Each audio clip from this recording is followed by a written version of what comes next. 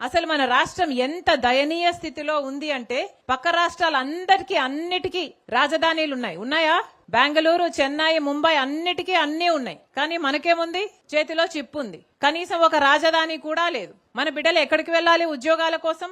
వాళ్ళ భవిష్యత్తు ఏం కావాలి? డిగ్రీలు, పీజీలు చదివిన బిడ్డలంతా రోడ్ల మీద తిరుగుతున్నారు, లేకపోతే ఆటో డ్రైవర్లు గానో గిగ్ వర్కర్లు గానో పనిచేస్తున్నారు. ఎవరు పట్టించుకుంటున్నారు? బిడ్డలకు భరోసా లేదు. పైగా చంద్రబాబు గారు అంటారు ఇప్పుడు 2 బిడ్డలు సరిపోరట, 3, 4, 5 కనాలట. ఉన్న బిడ్డలకే దిక్కులేదు, 2, 3, 4 కడాలట. అట్లా కన్న వాళ్ళకి ఈయన 25,000 రూపాయలు ఇస్తాడట. ఈయన ఇచ్చే బోర్డు 25,000 రూపాయల కోసం మీరు బిడ్డల్ని కనాలట.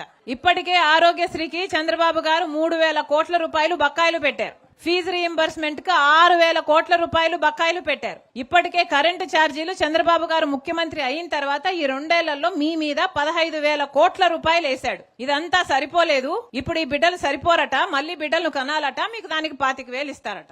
ఒకసారి ఆలోచన చేసుకోండి, పాలకులు ఎలా ఉన్నారో ఆలోచన చేసుకోండి.